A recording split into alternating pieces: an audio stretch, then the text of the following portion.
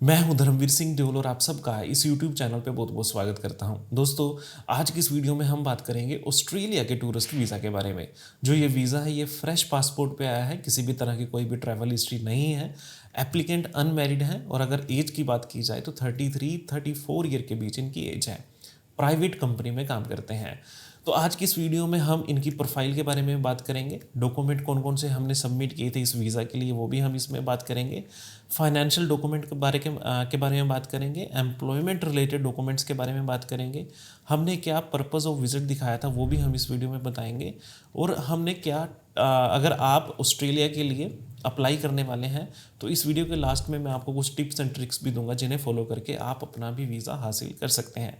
दोस्तों, अगर वीज़ा की बात की जाए तो 3 ईयर का इनका मल्टीपल एंट्री वीज़ा है और किसी भी तरह की 8503 कंडीशन नहीं है।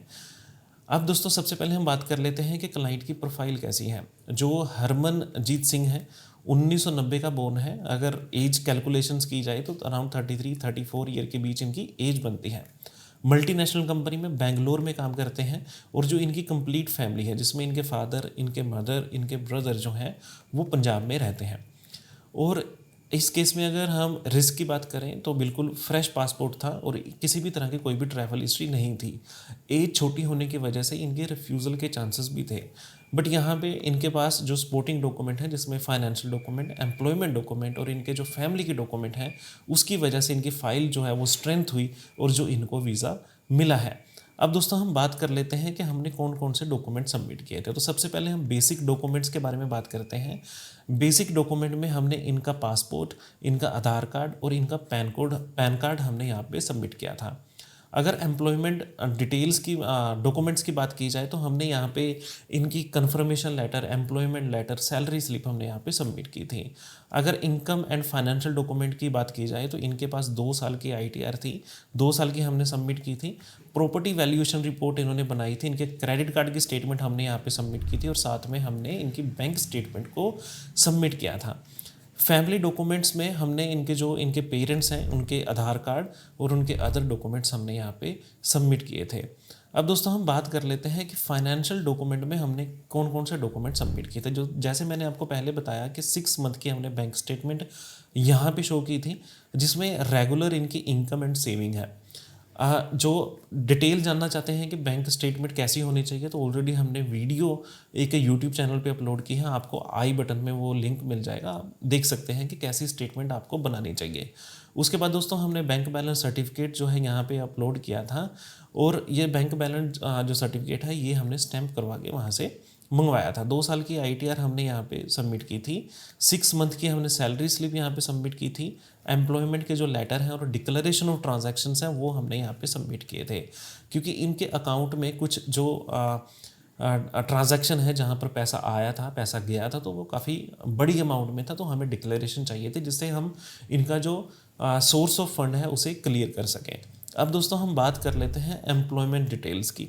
तो एम्प्लॉयमेंट डॉक्यूमेंट्स में हमने इनका एम्प्लॉयमेंट लेटर हमने यहाँ पे सबमिट किया था। 6 मंथ की सैलरी स्लिप्स हमने यहाँ पे सबमिट की थी। लीव लेटर यहाँ पे सबमिट किया था और नो ऑब्जेक्शन लेटर हमने यहाँ पे सबमिट किया था।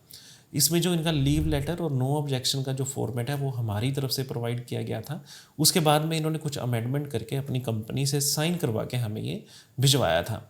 अब दोस्तों, हम बात कर लेते हैं पर्पज़ ऑफ विजिट की कि हमने वीज़ा के लिए क्या पर्पज़ दिखाया था। देखो दोस्तों, जब आप वीज़ा के लिए अप्लाई करते हैं, चाहे वो किसी भी कंट्री के लिए हो, चाहे वो कनाडा के लिए हो, न्यूजीलैंड के लिए हो, ऑस्ट्रेलिया के लिए हो, तो आपके पास एक पर्पज़ ऑफ विजिट होना चाहिए कि आप क्यों उस कंट्री में जाना चाहते हैं।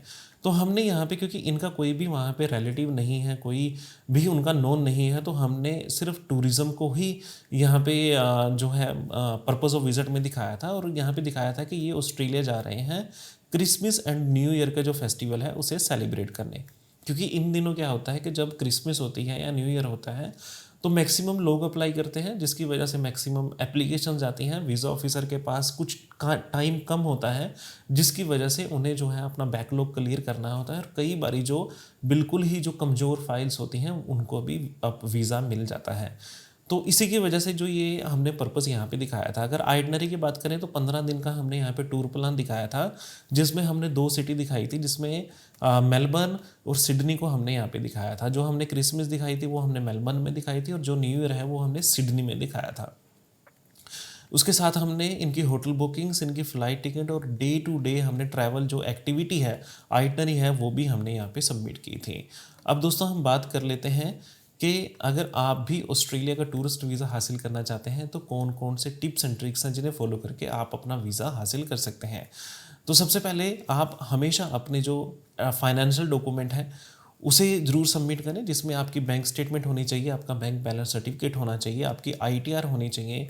इन केस आपके पास सीए रिपोर्ट है तो आप सीए रिपोर्ट भी यहाँ पे सबमिट कर सकते हैं।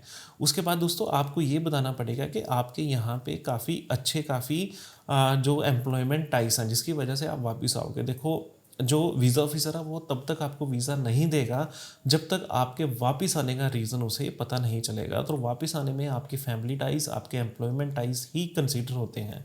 तो यहाँ पर आप अपने एम्प्लॉयर से आप सैलरी स्लिप्स ले सकते हैं, एम्प्लॉयमेंट लेटर ले सकते हैं, एनओसी ले सकते हैं, लीव लेटर ले सकते हैं।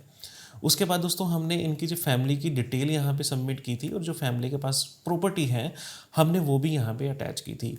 तो प्रॉपर्टी को लेके भी अलग अलग पॉइंट होता है। देखो, अगर आपकी एज छोटी है, अगर छोटी का मीनिंग अगर समझें, अगर आपकी एज जो है वो 20 साल से 40 साल के बीच में है तब आप प्रॉपर्टी वैल्यूएशन रिपोर्ट साथ में सबमिट कर सकते हैं। वैसे ऑस्ट्रेलिया के लिए ना तो चार्टर्ड अकाउंटेंट रिपोर्ट यानी कि जो सीए रिपोर्ट है और ना ही प्रॉपर्टी वैल्यूएशन की ज़रूरत होती है। इनकेस आपके पास है तो उसे अटैच करो, इनकेस नहीं है बिना इसके भी आप अप्लाई कर सकते हैं। इनकेस आपकी जो एज है वो 45 प्लस है तब दोस्तों आप बिना प्रॉपर्टी के भी यहाँ पे अप्लाई कर सकते हैं। उसके बाद दोस्तों हमेशा आप अपनी जो ट्रैवल आइटनरी बना रहे हैं उसे काफ़ी अच्छे तरीके से बनाओ, जहाँ पर आप डे टू डे उसे करोगे। इस तारीख को, इस दिन को आप यहाँ पे जाओगे, ये एक्टिविटी करोगे, यहाँ पे रहोगे, तो वो आपकी पूरी डिटेल में होनी चाहिए, जिससे वीज़ा ऑफिसर को जस्ट एक नज़र मारते ही आपकी जो प्रोफाइल है, आपकी जो ट्रैवल आइटनरी है, आपका जो पर्पस है वो समझ में आ जाए। हमेशा ट्रांसपेरेंट जो आपकी ट्रांजैक्शंस है, फाइनेंशियल ट्रांजैक्शन है, उन्हें हमेशा एक ट्रांसपेरेंट मेथड के साथ आप ही प्रेजेंट करें। इनकेस आपके अकाउंट में बैलेंस है, काफ़ी बड़ी ट्रांजैक्शन है, तो आपको बताना पड़ेगा कि ये इसका क्या रीज़न था, वो आपके अकाउंट में पैसा क्यों आया। इनकेस आपके अकाउंट से पैसा किसी दूसरे अकाउंट में जा रहा है और वो भी काफ़ी बड़ी अमाउंट है, तब भी आपको बताना चाहिए कि ये पैसा मैंने क्यों दिया। देखो, जो भी आप डॉक्यूमेंट दोगे, जो भी आप फाइनेंशियल डॉक्यूमेंट दोगे, उसकी जो उसमें जो ट्रांजैक्शंस की डिटेल है उसकी आपको डिक्लेरेशन देनी पड़ेगी। इसके साथ ही दोस्तों आपको एक अच्छा cover letter, letter of intent, justification letter in case आपकी रिफ्यूज़ल है वो आपको साथ में अटैच करना चाहिए।